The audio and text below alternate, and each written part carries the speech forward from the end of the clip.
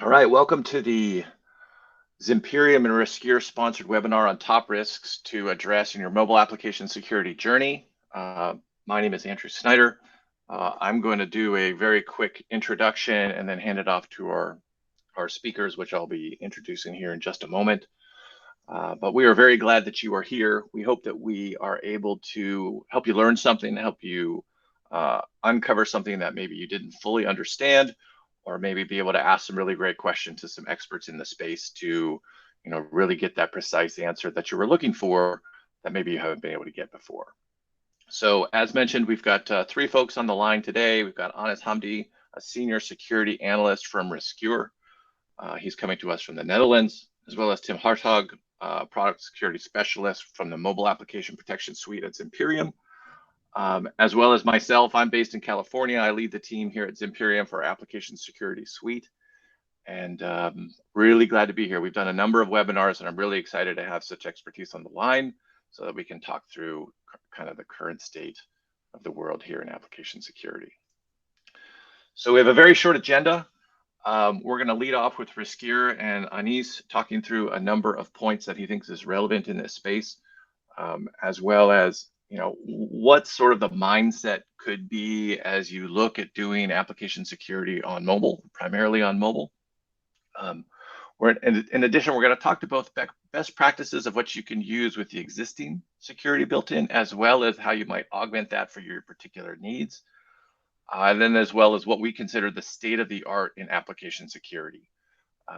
One of the things that we see when working with so many different application security companies and people who are trying to solve problems is that there's a certain base layer of understanding that you get from the OEMs and the primary hardware and software vendors, but then you've got to put the solutions in place for you to solve your problems in a particular way. And so as we work in this space and as we work with different customers, we hope that some of the experience that we've gained from their journey can be useful in your journey. And without further ado, I'd like to hand it off to Anis to talk through Riscure.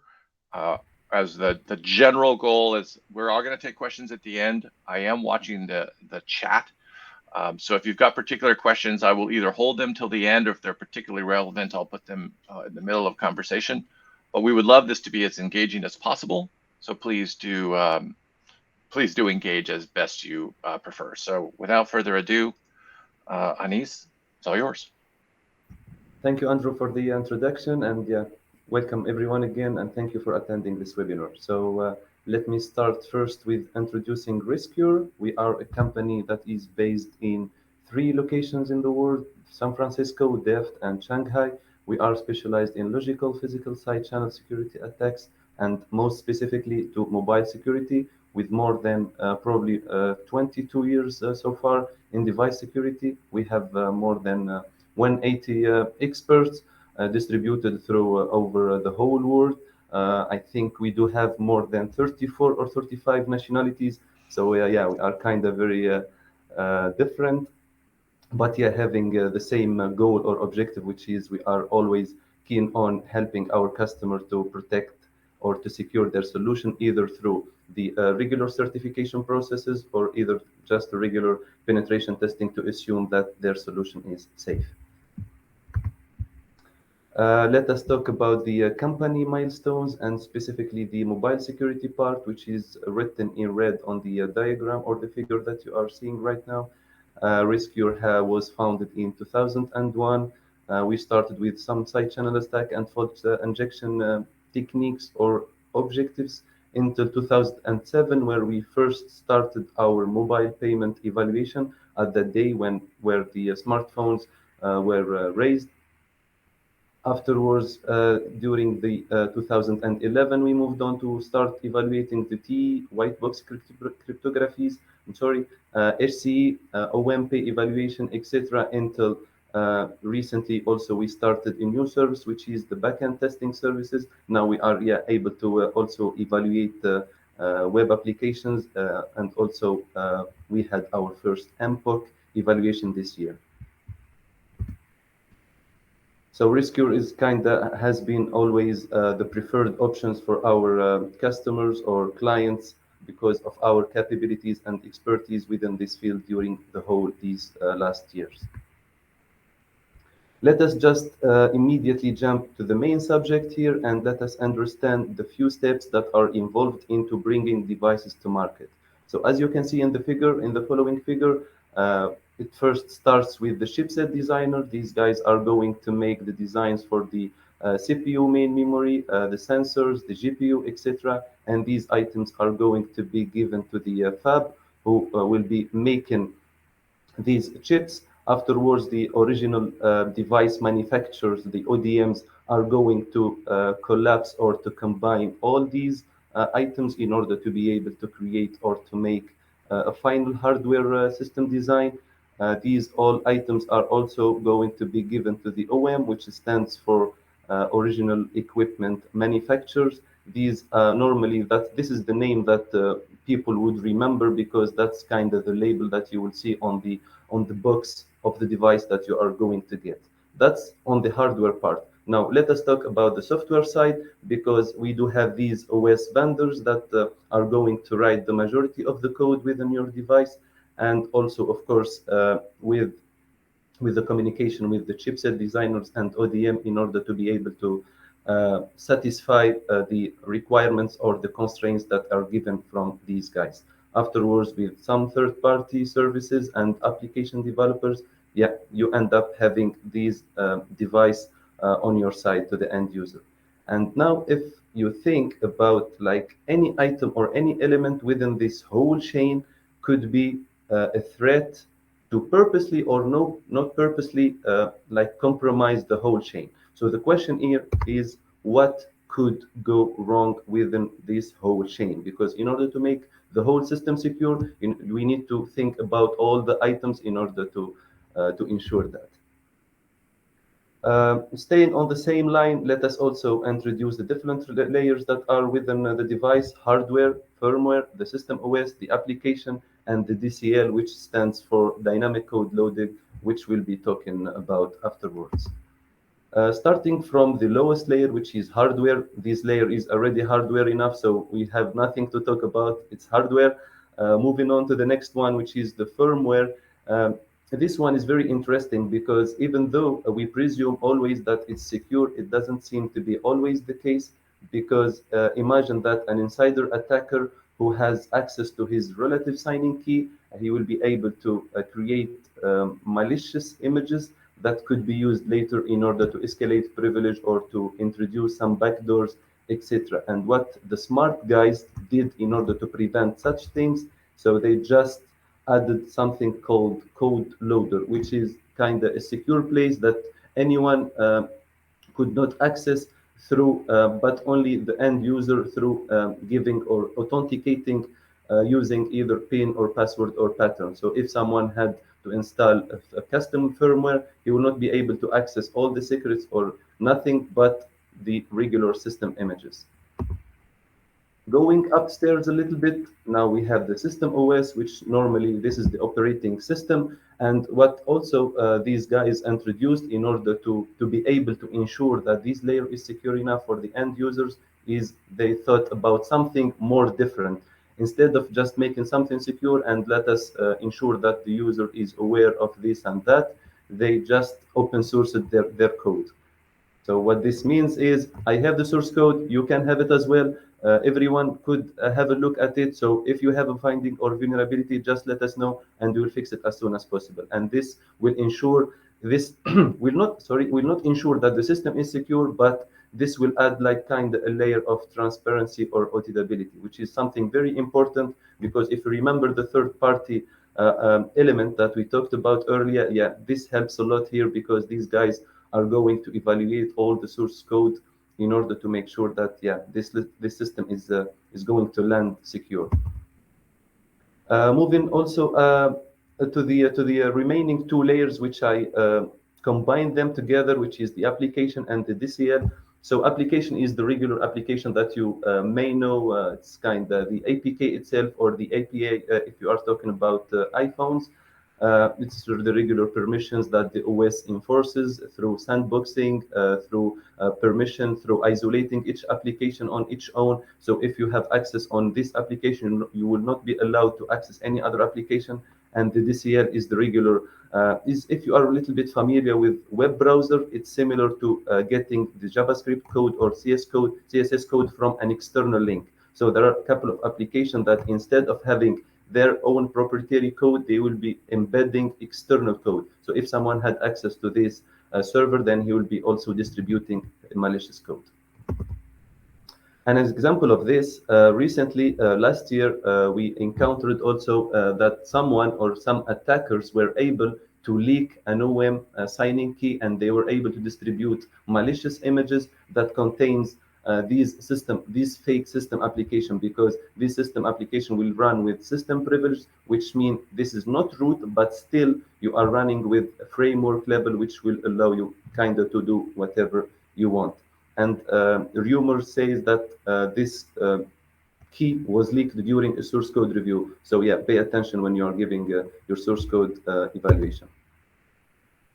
Staying also on the same line of malwares, I'm going to talk about a very, very interesting malware that was discovered not very recently, but it was discovered by one of probably of the best security experts in worldwide. This is malware called Forced Entry. It was developed by the NSO group, and these guys are very smart and very specialized in creating sophisticated exploits. And I can translate the message that is written in Arabic. So what it says like there are new secrets about torturing Emirates in the prison or the jail of the government. And this is very interesting for activists at that time. So it's kind of tempting to just click on it. And these guys exploited the bug within the PDF parser with an iMessage functionality in order to be able to distribute these malware. Also having a look at the case on the Android side. The initial campaign was conducted using SMS phishing, which says in Spanish, because at first they started doing it in Spain. So it says that, yeah, this is the link in order to track your packages. And once you click on that link, you're going to be redirected to another website that they hacked. So it's kind of original or like genuine website at first, but what these owners or creators of Flubot, they will just hack or get access to multiple websites, genuine websites, and afterwards they started distributing their malware. And these guys are very ambitious, because the very interesting part about them is the following. They kept sending or generating or evolving every like 1 or 2 weeks. They start generating a new version, either through changing the protocol that was used to communicate between the server and the mobile application, or to change their servers, until mid last year, where they first started moving to the Netherlands, and they had a couple of servers here. And luckily, yeah, the Dutch government was able to shut down the whole infrastructure of this Flubot. So yeah, moral of the story: don't play with Dutch, huh? Talking about something very interesting when we reference the security when it comes to Android devices. So apart from the regular permissions, SE Linux, the isolation between application, user land, and kernel land, it's not very sufficient, and it's not enough for attackers, because hackers kept accessing this either through having custom ROMs, etc. They've taken everything. So what these smart guys did, they introduced a new whole operating system, which they refer as TE, which stands for Trusted Execution Environment. This secure word normally runs on it runs on the main processor, but it runs on isolated memory and isolated CPU, even though they have a little bit of shared memory in between, because otherwise, yeah, how they could communicate. And there is these monitor at the end, at the exception level 3, which will be like kind of switching between normal world and secure world.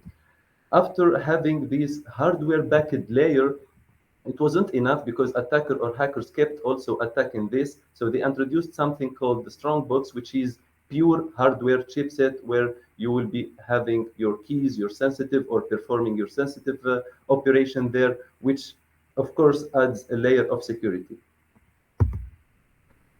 Talking about TEs and stuff, I think it's a good opportunity also to highlight our research as Riscure that was conducting on the Samsung S20. It first starts with, as I said, there must be a communication tunnel between the TOS and the non-secure world. So if an application is kind of exposing an interface or a block device that needs to be accessed through a userland application from the RE or rich execution environment, then there must be some parameters that being sent over, right? And are you sure that these parameters are sanitized? So what happens is Samsung forgot to sanitize some of these parameters. So what we did, we were able to find a type confusing vulnerabilities that allowed us to have an arbitrary read-write primitive. By arbitrary read-write primitive, I mean you are able to read whatever memory you have access to, or to read to whatever memory, of course, you have access to.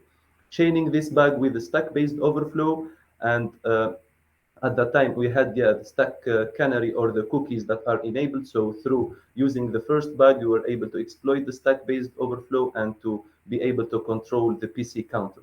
At that moment, unfortunately, another researcher reported that bug to Samsung, and Samsung was able to shut it down. So what we did was we looked for another workaround, and this workaround was the anti-rollback feature was not present there. So what we did, we just rolled back to an old version of the trusted application that was running. We were able to exploit it again, and moving on to look for the group-based permission. And surprisingly, we saw a lot of issues within this part, which allowed us to access the secure memory. And when I say secure memory, it's kind of you have access to the bits or the register that allows you to either switch to secure or non-secure. And this means that you have access over the whole TE memory, because you can just mark all the memory as non-secure, and you could access it from everywhere. So it's kind of job finished.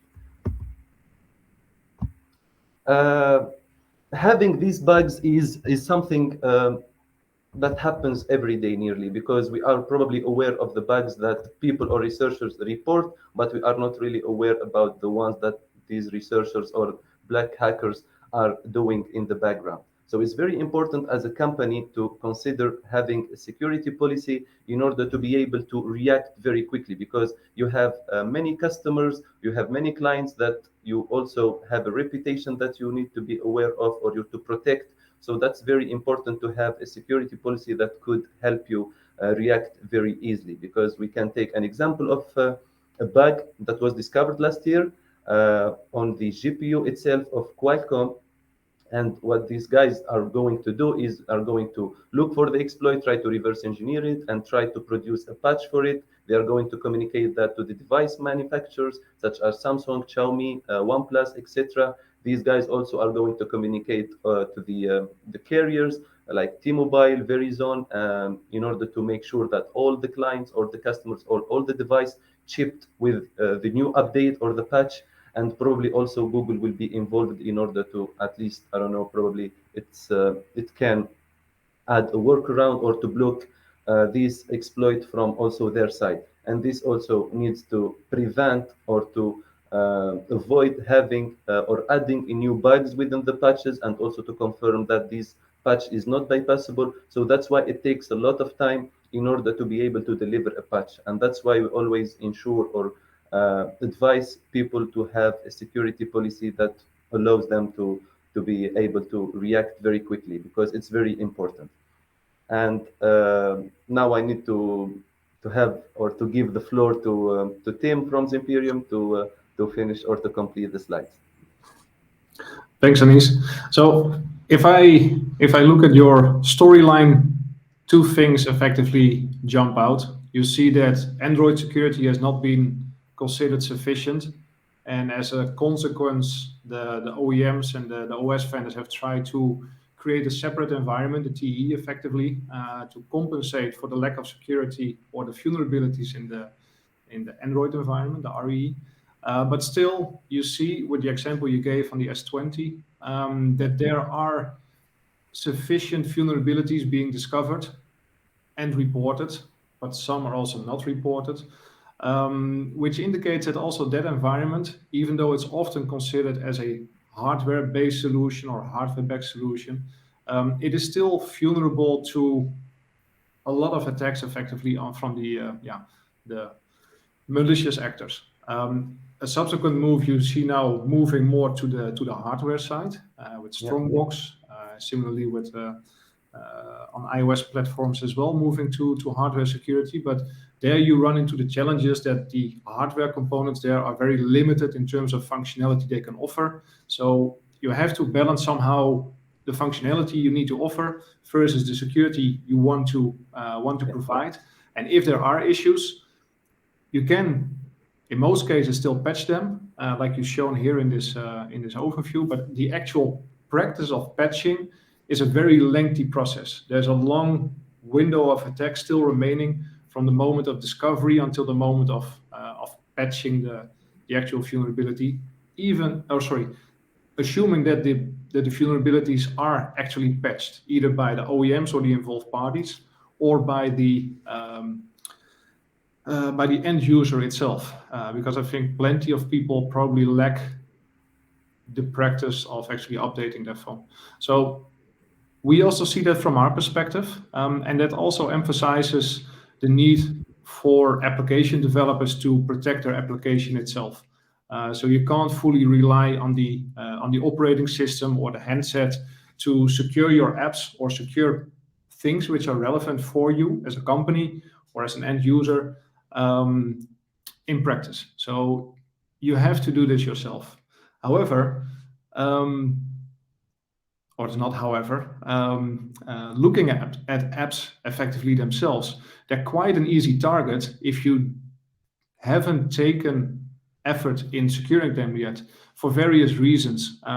While they are available through the App Store and you download them on your smartphone, effectively anyone can download that app and start reversing or analyzing the application itself.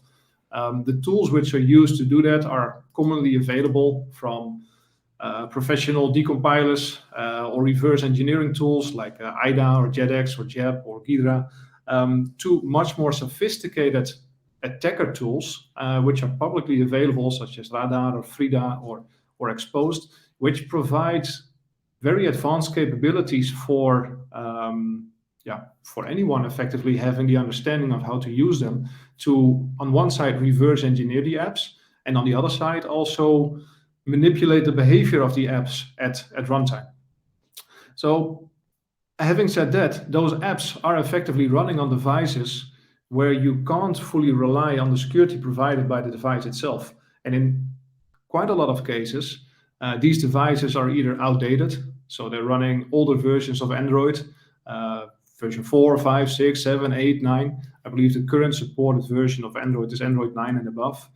But there's always a large install base which still runs either versions of the operating system which are not supported at all anymore, or where the users don't have a good practice of effectively updating their platform. So you can't trust the underlying platform, so you need to secure the applications itself.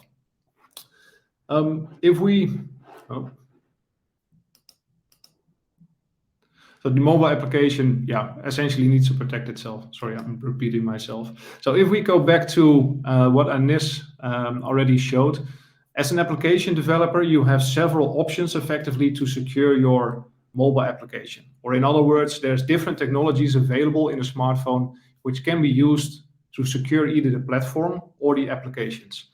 Those include software-based protections. We'll dive into that in a minute.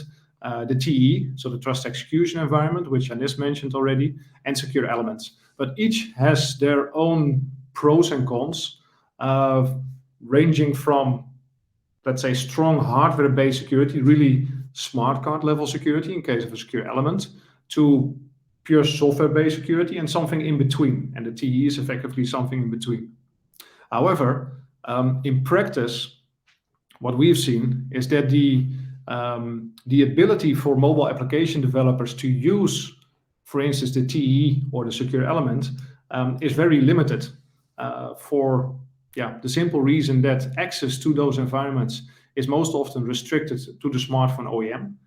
And even if that access would not be restricted by the smartphone OEMs, there's multiple OEMs, there's quite a fragmentation in the TE landscape, different operating systems, different hardware, which make it for application developers quite a challenge to develop something TE-based which still has the ability to support many different handsets due to that fragmentation and the restrictions imposed by OEMs effectively. So if we look at application security, you can effectively take different steps in order to secure your application. The most obvious one is to start with a risk or threat assessment. So when you're developing a mobile application, you have an idea on how you can expose your company services, for instance, through a mobile app, whether that's a banking app or a media player. Think of Netflix or something like that, or something in automotive. You can use it to lock and unlock your car, locate your car, maybe even share your car. You need to be aware of the potential capabilities which malicious actors have and what these technical threats mean for your business in terms of business risks. By having or making such an assessment, you can also design your application accordingly to effectively protect the relevant parts of the application, so-called assets, and assure that the abilities of attackers to compromise your application is severely limited or mitigated. If we break that down, obviously you would start, as we said, with a threat or risk assessment. Then during development, you can already analyze your application on source code level or binary level before actually deploying it in order to identify vulnerabilities in the implementation itself. But once you go through the process of concluding there's no significant implementation flaws, you still need to secure the binary against specific type of attacker capabilities, such as reversing or tampering. So you need to secure your code, you need to secure or protect the cryptographic keys, and ideally, after the application is deployed, you also have the ability to understand the threats the application is actually exposed to. So if a certain instance of your application is running on a dangerous device, let's say a device which is jailbroken, or whether there are attempts to tamper with your application, having that insight will help organizations effectively to also counter these type of threats by creating behavior which will be dependent on the threats which a specific application is exposed to. For instance, by disabling certain high-risk capabilities or features if the application detects that it's running in an insecure environment or whether it's being tampered with.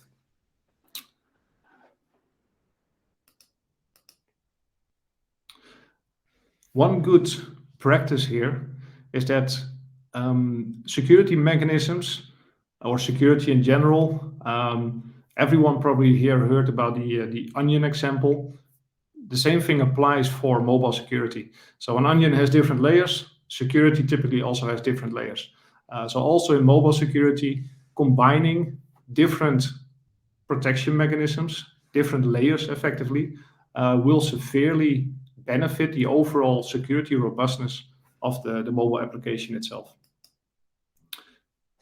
So when you're actually considering to protect the application, think of obfuscating the app, so to make tampering or to make reversing more difficult, or injecting runtime protections, so abilities such as detecting whether the app is running in a rooted environment or whether it's being debugged or whether it's running in an emulator.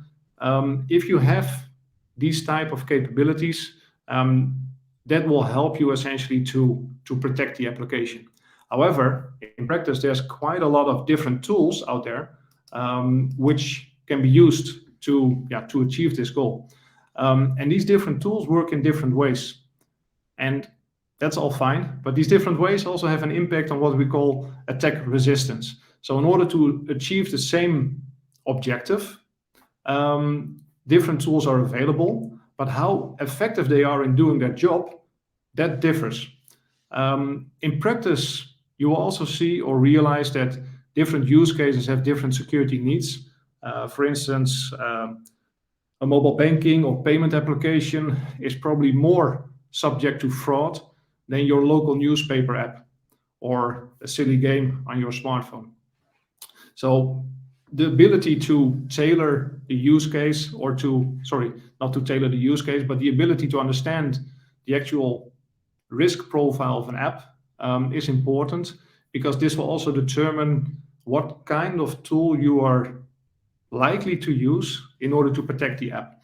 If we look at the different apps which are available, or the different solutions which are available for protecting against things such as reversing or runtime manipulation, you could look at this from an axis of ease of use and low cost versus security, like a trade-off. On the left-hand side, the bottom, you have solutions which are very easy to use. Costs are typically very low, but the downside is that they add little to no security. The reason for this is because of how they achieve what they intend to do. So typically these type of tools simply take an application, they inject a specific SDK with detection capabilities. Maybe they encrypt the overall binary, but from an attacker perspective, this is easily removed because the attacker service is very clear. There's no obfuscation in the code most often, so you can identify where the protections are, you can filter them out, and effectively disable all the protections. It's better than having nothing, but it's probably not suitable for use cases where the actual security needs or the value of the app is rather high. On the other extreme, you have apps, or on the other side, you have apps or solutions which are less, or which require more expertise to use, which require a better understanding of your application and what you're aiming to protect. But the benefit of these tools is that the actual security which is provided in terms of security robustness, so the ability to withstand expert attacks, let's say, is much, much higher. And the actual scalability of these attacks is much, much lower. How this would translate, for instance, that because the apps are well obfuscated, analyzing the apps becomes much more time consuming and difficult. The protections which are in the app are not located in one place, but they are diversified, they're randomized, and they're spread over the actual code base.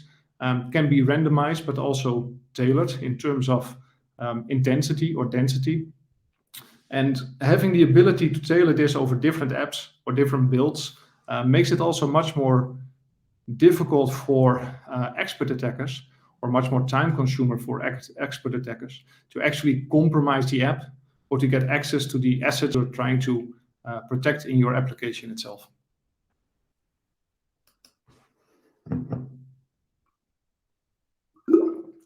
In a similar way, you're not only protecting the application itself, but you're also protecting the cryptographic keys in an application. Most mobile apps rely on cryptography in one way or another for authentication or encryption and decryption of sensitive data to verify the authenticity of the app or the person using it. So there's different ways where cryptography is used within most mobile applications.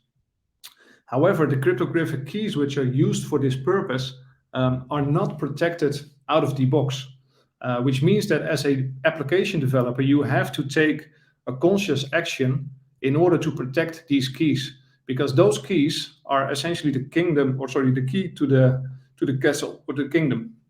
If you do not protect those keys, they are effectively visible in memory in the smartphone for anyone having escalated privileges, like Anis said before, in terms of the malware, or whether there's a jailbreak or a root on the device itself.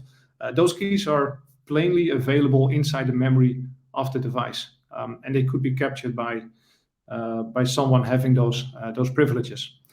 In practice, there's two ways of protecting these keys.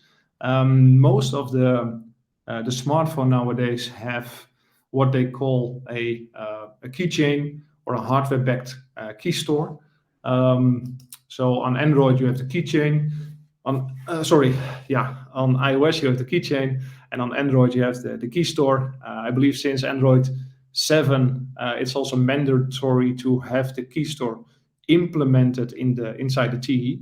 Before that, it was just part of the Android operating system, which effectively means that if you compromise the Android OS, you would also compromise the key store, or have the ability to do so.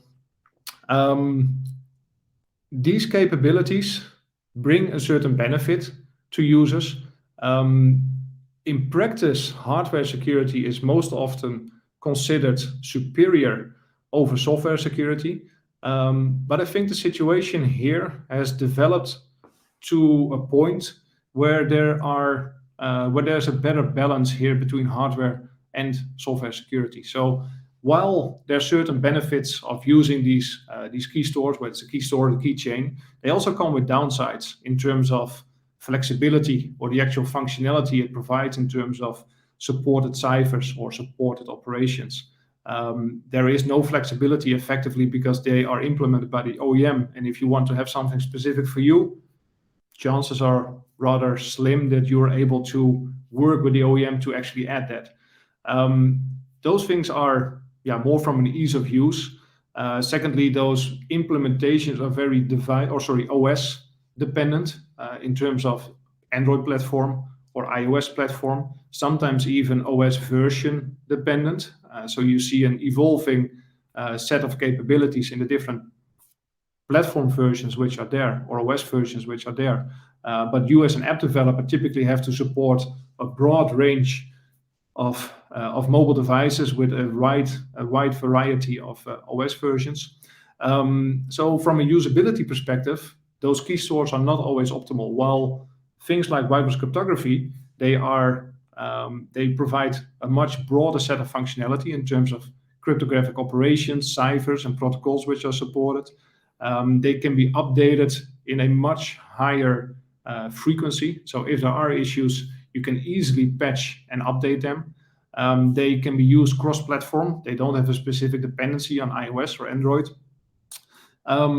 And if you look at the example which Anis gave earlier, we also see that those hardware-backed implementations are often perceived as pure hardware-based, but in practice, it's a whole software stack running on a piece of hardware. So the only hardware which is here in a TE is the ARM Trust Zone implementation. The rest is a complete operating system on top of that, typically consisting of many hundreds of thousands or millions of lines of code.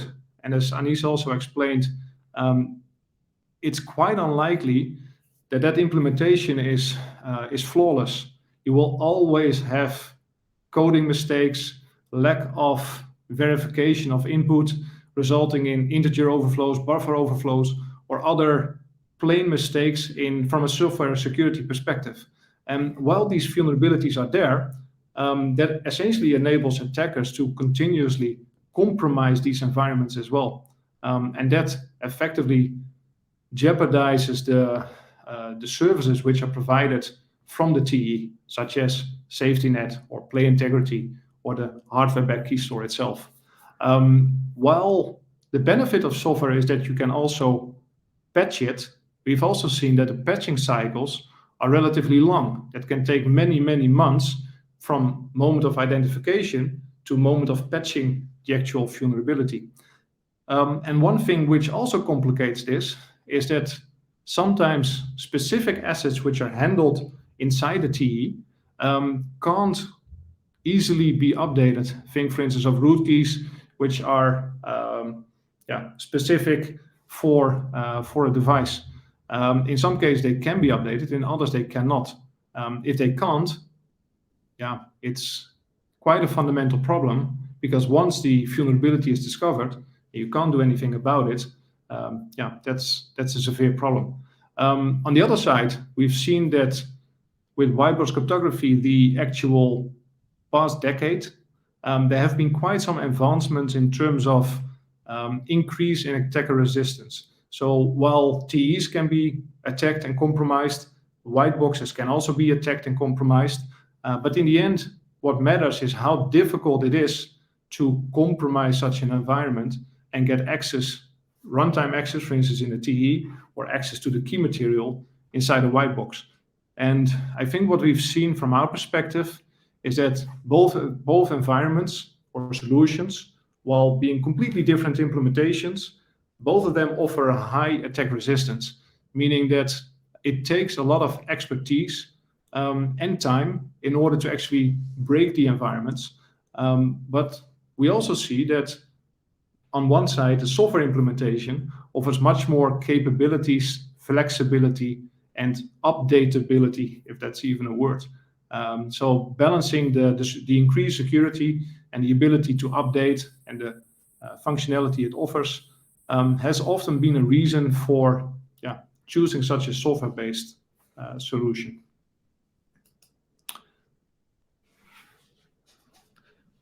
I'll give you a minute to read this one. Although, one moment, just checking. Tim, I see a broken image. Anis, can you confirm if that's what you see as well? You might need to talk over it. I'm able to see the picture. Yeah. Oh, okay. Let me It's just me. re-show it Proceed. again. So, in summary, it's very simple. One of the most famous or infamous, depending on your point of view, security experts, Kevin Mitnick, his words were, security is always going to be a cat and mouse game. And that's kind of true. We also see that from the OEM perspective, developing smartphones. We also see it from our perspective in developing security solutions for mobile apps. It will always be a cat and mouse game because protectors will aim to protect against attackers, and attackers will aim to overcome the obstacles or protections which have been put in place. So this is always a game, a cat and mouse game effectively, which means that you also have to continuously refresh your security capabilities effectively and determine what new threats are there for your application and how you can protect against them. So that comes to the last slide. If we look at most of the current AppSec solutions, whether those are solutions in the smartphone itself or solutions you can apply to a mobile application, what we see is that most of them, when talking about runtime protections, for instance, such as root detection or tamper detection or the ability to determine if the application is being instrumented, most of them are signature-based, which has the downside that if the way of doing that is slightly different, then these detection capabilities will not be able to detect it anymore.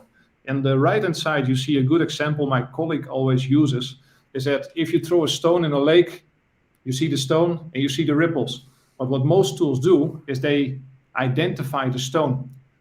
They don't look at the ripples, they don't look at the consequences, they look at the root cause. But if that stone is slightly different, or if it's not a stone but a feather or a can, then current security tools will probably not detect it unless they have been taught to identify that as a threat. Secondly, these protection capabilities are most often static, which means that they are embedded inside a mobile application at the moment of build time. So at the moment the application is developed, it's compiled and released.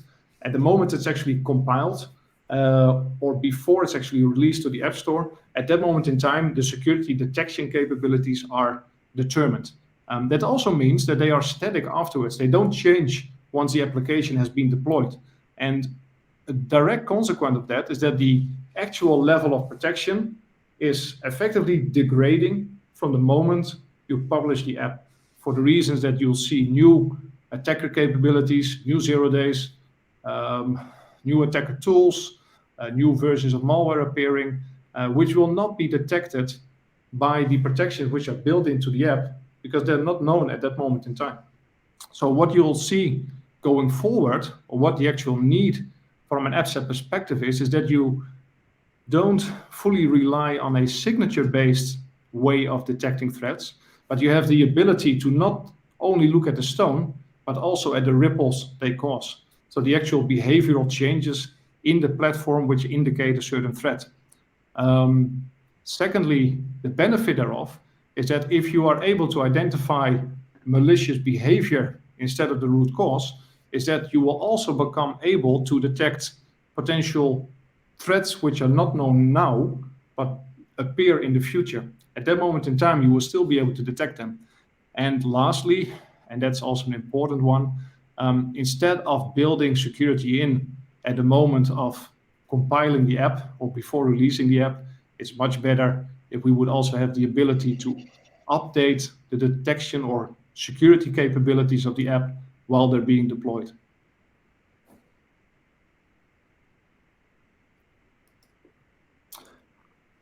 Going back to the different capabilities required, as Zimperium, we have different solutions effectively for all the different stages here. I will not go into them too deep. If you have any questions, you can follow up with us after the webinar. You know where to find us. Are there any specific questions, Andrew? Yeah, let me take a look. We've had a couple of questions come in, some about use cases that we've discussed already, but both Anis and Tim, that was a great walkthrough of sort of the hardware posture as well as what you can do on the software side. I would say we got one of the questions talking about main use cases for banks, and just to sort of story tell a little bit, banks have money and so they are a target. And so there's a couple different use cases that we talked with banks. Some is the protection of PII and customer information. So things like tampering and making sure that data is protected on the device. Protecting transactions. We do a lot of work in the payment space, but sometimes is part of a banking application. And we use things like Keybox and Shield and ZDefend, which is the RASP, the solution there at the end for the dynamic response. And we also work with fraud systems. And so we work with a number of very large global banks that have a constant attack against them for fraud. And so they want a sense of device attestation as well as device state so that they can make decisions with step up and step down authentication or authorization or, validating or revalidating certain transactions. That can be, that's a pretty nice fit because lots of companies with lots of customers with lots of money would like to have a great understanding of that. And so hopefully that answers the question, just so that the team here knows. Hamdi at Riscure is his email, and then for myself and Tim, it's our first name dot last name at Zimperium. But let's see, we're getting a couple questions coming in, so keep sending them because we have just a handful of minutes left. Right, so someone's asking about Zimperium applications. The other side of the Zimperium business is mobile device threat defense, which is essentially a device-based awareness and security. It's like mobile EDR. That's something that if you send me an email, I'd be happy to answer that question specifically. Yes, I believe we are sharing this deck. I know there's a lot of information packed into the slides, and frankly, we could have packed a bunch of more slides with a bunch of more details. But if you've got specific questions or slides that you'd like to see, needless to say, we have the content either at Riscure or with Zimperium. But I hope this was helpful. I want to give Anis a chance to sort of say a final word if you wanted to summarize, and then I'll hand the mic back to Tim, and then we'll finish off today if we don't get any further questions. Anis? Yeah, thanks, Andrew. So as Andrew was saying, so if you are looking to secure your application, probably Zimperium is a good option for you. But afterwards, to ensure that you properly configured your solution, you could come to us as Riscure to evaluate or to help you ensure that your solution is secure, at least to confirm that, either through a certification process or just a standalone evaluation, at least to make sure that your solution is secure. We provide security into many levels when it comes to mobile, to backend, to TE, to evaluating white boxes, everything related to software when it comes to security. So don't hesitate to reach out to us either through my personal email, like hamdi@riscure.com, or the contact@riscure.com, which is we would be happy to help you secure your environment. And thanks, guys, for having me as a guest. Absolutely. Tim, any final words from you? No, I want to thank Anis. It was very helpful to get the insights from an expert on the opposite side of what we are working on. So this was almost a cat and mouse game, I think, in the session itself. So thanks, and have a nice rest of the day. Absolutely. So from our side, from Zimperium, again, we've been doing this for a number of different years. We work with lots and lots of companies that need to buy the tools and implement them well so that they can go to market and take care of their customers. If that's you, or if you want some further insight on how we might help you, please get in touch with us. We've been doing this a long time. We're very confident in our solutions and know that we will be able to help you if you've got some questions. So again, I'm going to end the talk. You'll get some follow-up after the fact. Again, thanks for joining. Have a great day.